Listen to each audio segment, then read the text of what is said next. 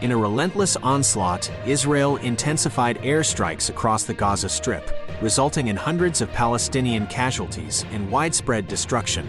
The continuous air bombardment, unprecedented in the Israeli-Palestinian conflict, has led to severe humanitarian crises with shortages of essential supplies.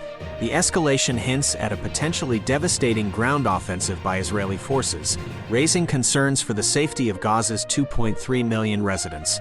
The situation remains highly volatile, with regional and international stakeholders urging de-escalation efforts. House Republicans faced another setback in their quest to elect a new speaker, as they failed to unite around a leader, leaving the House without a speaker for the 21st day.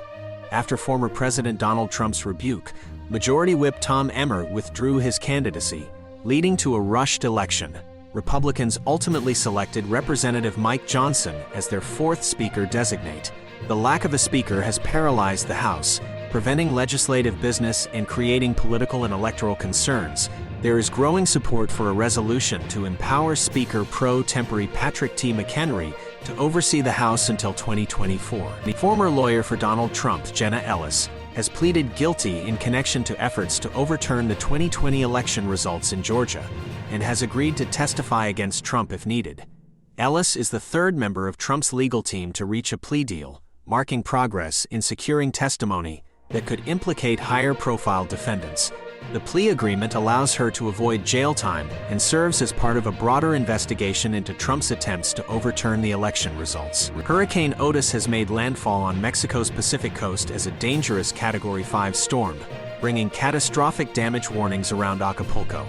The storm intensified rapidly, reaching maximum sustained winds of 165 miles per hour. It is expected to bring heavy rainfall and life-threatening coastal flooding to the region. Mexico's Civil Protection Agency advised residents to seek shelter, disconnect electrical devices, and stay away from windows. While Otis is forecasted to weaken after landfall, it poses a significant threat to the affected areas. Israeli hostage Yocheved Lifshitz's release by Hamas saw a remarkable display of humanity when she greeted her captor with shalom. Despite the tragic circumstances, Lifshitz's act reminds us of our shared humanity. While the region remains divided, seeking revenge perpetuates a cycle of violence. Both sides must realize that revenge only begets more destruction.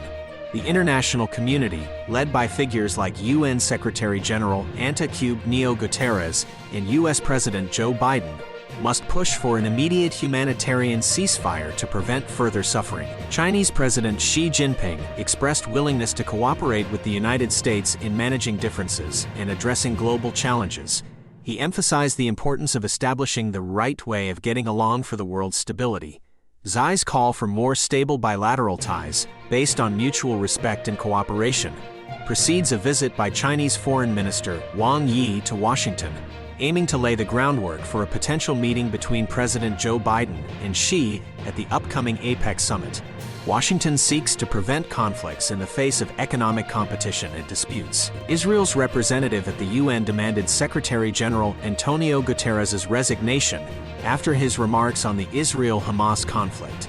Guterres had called for a humanitarian pause in Israel's Gaza Strip offensive, acknowledging 56 years of suffocating occupation suffered by Palestinians. Israel's foreign minister criticized Guterres, listing children killed in Hamas attacks. Israel's UN representative called for Guterres' resignation, accusing him of tolerating terrorism.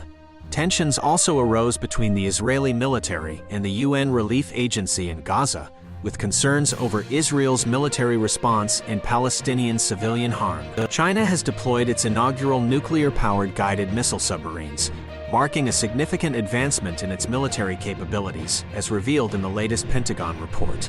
These Type 093B submarines grant China enhanced land and sea attack options, mirroring capabilities previously held by the US and Russia.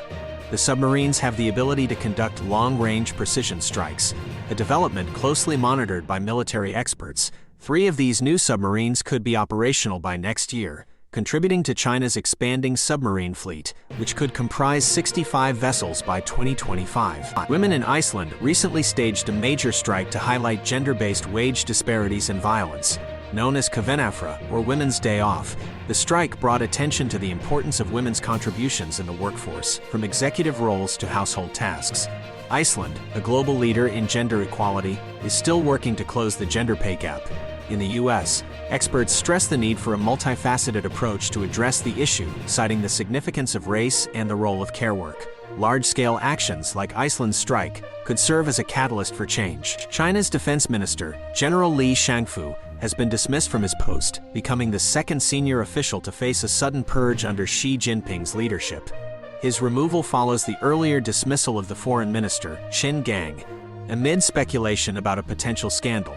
While General Li's removal ends some uncertainty about his professional fate, questions remain about whether he is under investigation for offenses. Experts suggest that Xi Jinping aims to assert his control over the military and demonstrate a zero-tolerance stance on corruption, but the abrupt removal of high-ranking officials raises questions about his judgment and decision-making.